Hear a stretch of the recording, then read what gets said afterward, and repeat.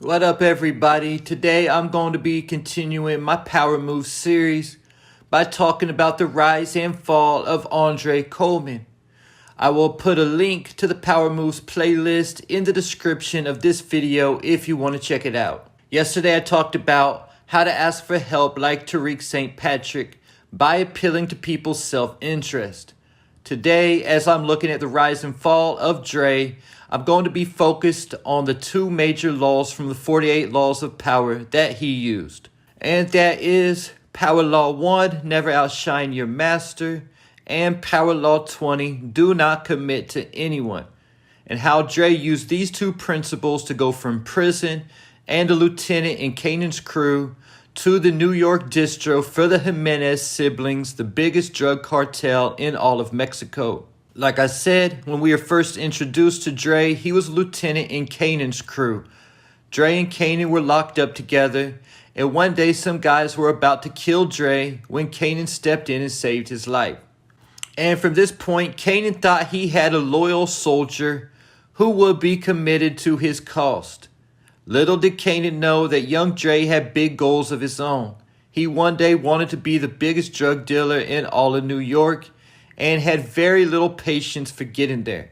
So when Kanan got out, everything was all good. Dre already had a crew waiting for Kanan to start moving weight, but things didn't go as planned. And Ghost was not dead when Kanan got out. Pink Sneakers was supposed to kill Ghost, but shot Holly by accident. And when Kanan found out Ghost was in Miami looking for Pink Sneakers, he sent his most loyal soldier, Dre, to clean up the mess. And he did. Before Ghost could get to her to get answers, Dre already cut her water off in an alley. However, Ghost did find out that Roller was not the person who sent her. So as the suspicion towards Kanan began to grow, Kanan started plotting how to take Ghost out. It was at this time everything would change for Dre. Ghost stepped to Dre and offered him a job. Dre heard him out, but didn't give him a definite answer. Instead, he took this information to Kanan, just like a loyal soldier is supposed to. But really, Dre was playing both Kanan and Ghost. By telling Kanan that Ghost offered him a job, this would only make Kanan trust him more. And Dre knew Kanan would be happy to have an inside man working for Ghost. And of course, Kanan told him to take the job like Dre knew he would. By never outshining his master, Kanan in no way felt Dre was a threat, but instead thought Dre was completely loyal. But once Dre was able to get in with Ghost, he would then be able to play both sides so he could roll with whoever came out on top. Dre knew how it was going to end, with either Ghost or Kanan dead. By playing both sides, he would be right there with the person who came out on top. And he was. When Ghost thought he had killed Kanan, he got into it with Tommy, and from behind, Dre pulls the strap on Tommy to protect Ghost. Keep in mind how Dre got in with Ghost in the first place, by revealing a secret, that Kanan killed Sean. So now that Dre was working for Ghost, it was time to find his next come up and go back to Law 1. Never outshine your master. For a long time, because Ghost was trying to go legit, he would not let Dre get involved in the drug game. While doing this, Dre almost played incompetent to the role. One night, Ghost had the biggest DJ in the US come into his club and asked Dre to get the contract signed. But Dre didn't get the contract signed because he said he got busy. And DJ Taj ended up going to the club across the street instead of to Truth. Ghost was furious about this, and Dre replied, "Look, man, I got a guy from my hood coming through right now." Like the DJ from his hood could compete with the biggest DJ in the world.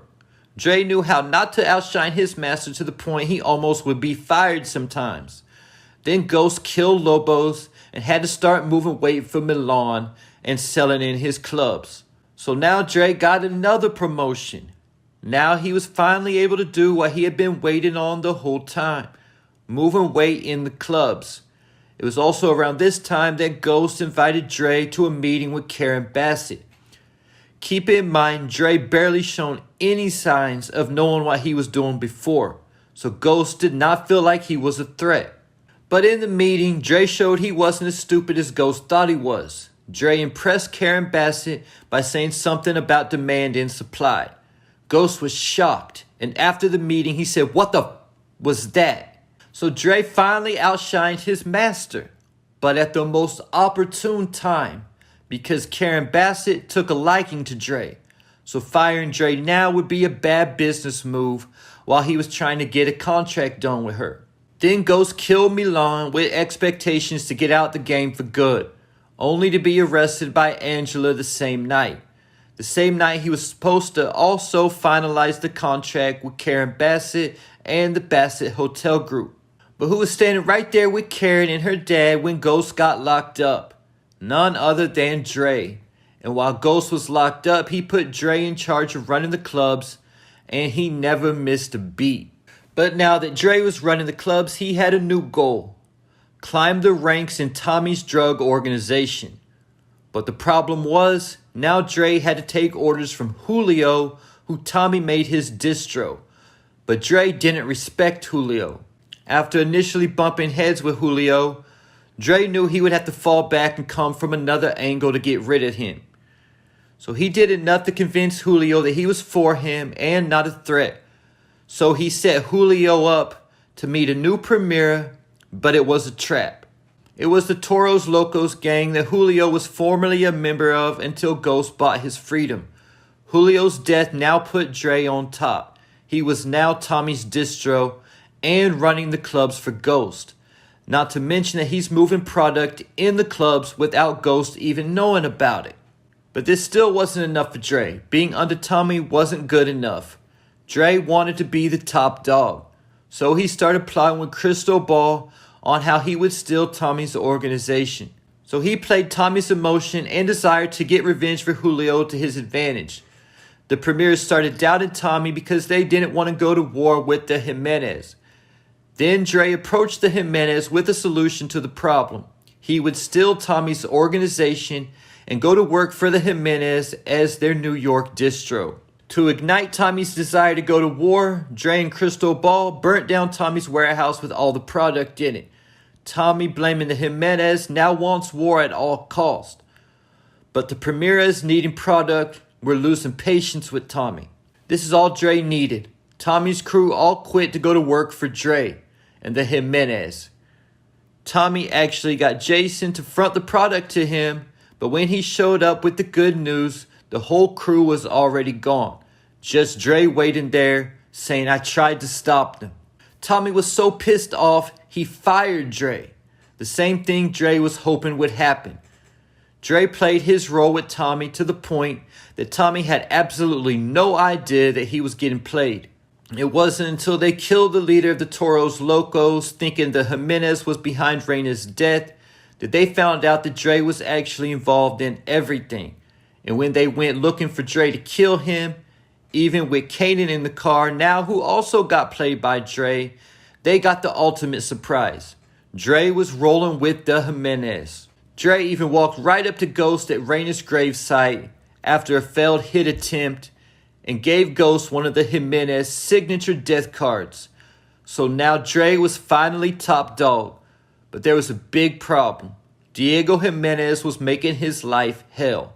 But again, never outshining his master, Dre gained the trust of both Diego and Alicia Jimenez, and later learned that the siblings had inner turmoil that he could use to get Diego off his back. So Dre planned with Ghost to kill Diego with Alicia's permission. Also keep in mind that at this point Dre was no longer working for Ghost at Club Troop. He was now running several clubs for the Bassett Hotel Group, including an expansion to, I believe, Paris, where he would also be able to start moving drugs, creating a whole new market for the Jimenez. The problem was, Kanan showed up to kill Diego and not Ghost, and cut his head off to bring to Jason. Eventually, they planted Diego's head to be found at one of the clubs that Dre was running. This caused the Paris expansion to be put on hold, infuriating Alicia Jimenez, who then put Crystal Ball in charge until Dre was able to make the expansion to Paris happen. This was the beginning of Dre's downfall. Patience is a key element to power. and also something that Dre had very little of. Dre wanted what he wanted, and he didn't want to wait. So instead of trying to wait and figure out a move to get him back on top, Dre sought revenge and set up Alicia and Crystal Ball to be arrested by Angela. Dre didn't know it, but this move would basically take Dre out of the drug game and put him into the system for the rest of his life. He now had a target on his back from the Jimenez cartel. Even after the death of Alicia, Dre was blackmailed by Sax to keep cooperating. And Dre had played Ghost one too many times, and Ghost needed a fall guy for Jason's murder. So when Dre tried blackmailing Ghost for 250 bands, Ghost set Dre up to take the fall. And the rest is history. Dre was burnt to death in a jail cell by 2-Bit and Spanky. And there you have it, the rise and fall of Andre Coleman. Let me know if I missed anything in the comments, and make sure to leave your thoughts, theories, and predictions.